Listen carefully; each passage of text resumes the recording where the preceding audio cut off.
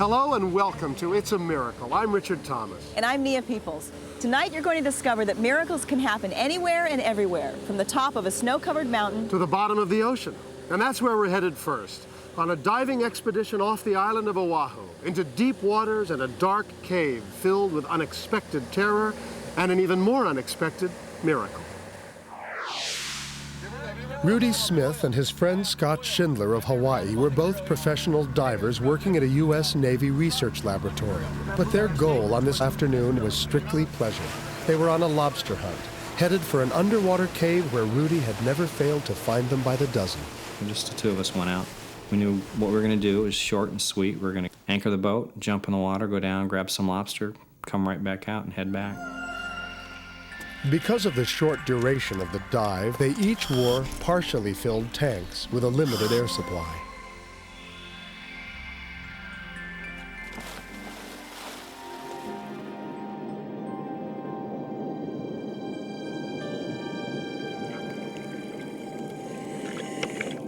The tanks had at least enough air to last 20 minutes at the depth we were working. We felt real safe in using those tanks because this is something we'd done before. The divers paused every 10 or 15 feet to equalize, a process that helped them adapt to the depths.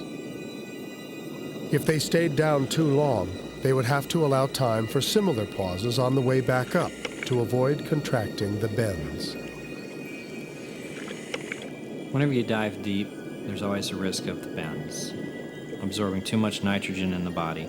The most serious cases, the body basically explodes from the inside out. You cough up your lungs. The entrance to the cave was very narrow, so one at a time, Rudy and Scott removed their tanks and pushed them down the narrow passageway ahead of them.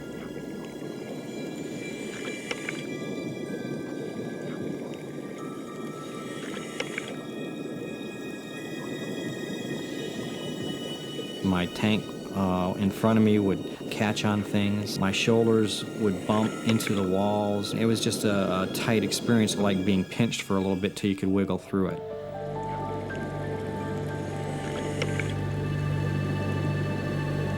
The end of the passageway opened up into a cavern. The divers split up to sweep opposite sides of the lobster-filled cave. If nothing went wrong, Rudy and Scott would have 10 minutes to choose their lobsters and return to the surface. I always weigh the benefit against the risk. The perceived benefit of having a bunch of lobster on the grill was much greater than the chance of getting caught in the cave and trapped. So it was a risk I was willing to take. 5 minutes into his search, Rudy heard something he will never forget. I probably picked up 2 or 3 lobster and put them in my bag when I heard a very distinct voice, and it said 2 words, "Get out." Rudy looked to his friend to see if he had called out, but Scott was busy collecting lobsters. I had no idea where the words came from, let alone where a voice would come from, and I just disregarded it. An alarm squeal from his regulator prompted Rudy to look at his watch. He had been in the water for 15 minutes. He still had a minute or two before he and Scott would have to leave.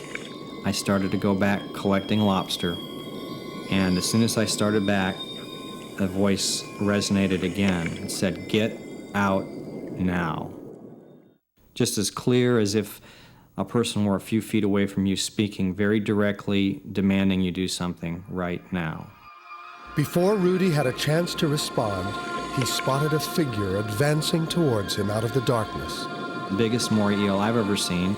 He was 8 to 9 feet long, and his girth was the size of my thigh.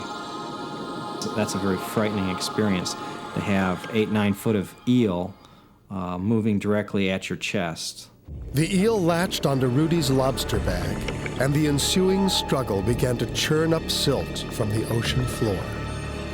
The cave became one big large cloud of dust. You could not see past your face mask.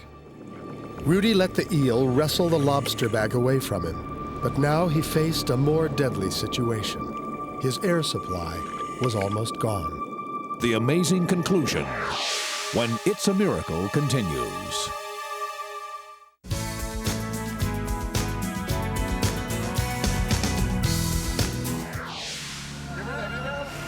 Professional divers Rudy Smith and Scott Schindler are hunting for lobsters off the coast of Oahu.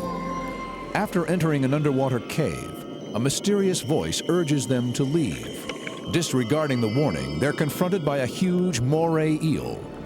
The ensuing struggle leaves them trapped in the cave with zero visibility and running out of air. I didn't know where I was. I didn't know up from down, left from right.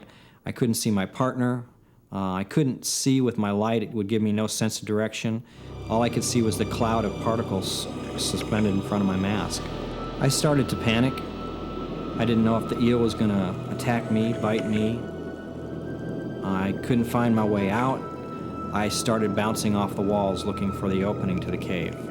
He became more desperate with every passing moment. The situation looked hopeless. I actually thought that there was no way I was getting out of that cave. My worst nightmare, which would have been to be trapped in a cave without air, had come true.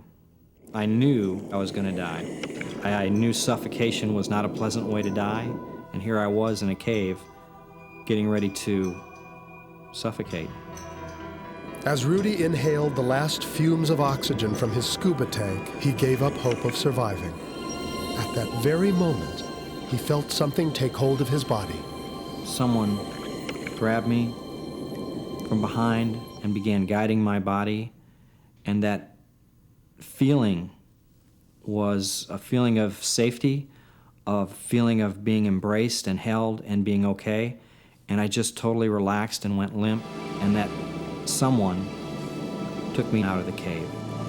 Suddenly, Rudy found himself in clear water outside the cave entrance with his scuba tank on his back. Scott was nowhere in sight. I don't know how I got out of that cave with my equipment on. I don't know. He tried re-entering the cave to rescue Scott, but couldn't fit through the narrow opening with his tank on. His air gauge showed he had no air left. Reluctantly, he returned to the surface for more air. That was the most gut-wrenching decision I've ever made in my life. The number one first priority to a Navy diver is never leave your buddy. Rudy ascended, not having time to decompress along the way. He hurriedly changed his air tank and grabbed a spare tank of air for his friend. But Scott surfaced before he could get back into the water. He spit his regulator out, he gasped for a breath of air, and just hung on the side of the boat for a little bit. He looked like he was already dead. In fact, I thought he might have gotten the bends and been sick.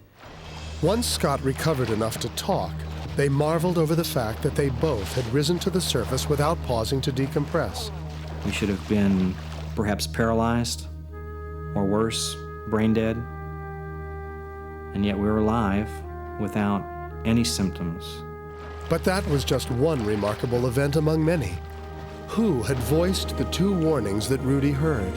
What mysterious force had pulled Rudy from the cave? And how had he made it out through that narrow entrance wearing a scuba tank? It turned out that Scott had a similar experience leaving the cave. When Scott got in the boat, he asked me how I had gotten him out of the cave. I told Scott that I hadn't got him out of the cave, that I thought he had gotten me out of the cave. The same mysterious force had pulled them both from the cave and had enabled them to return to the surface unharmed. It's my belief that God moved in and interceded in my behalf, saved me for a purpose that I've yet to discover.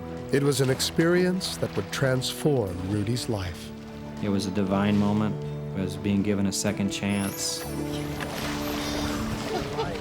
It was something that touched my life and has continued to touch my life ever since it happened.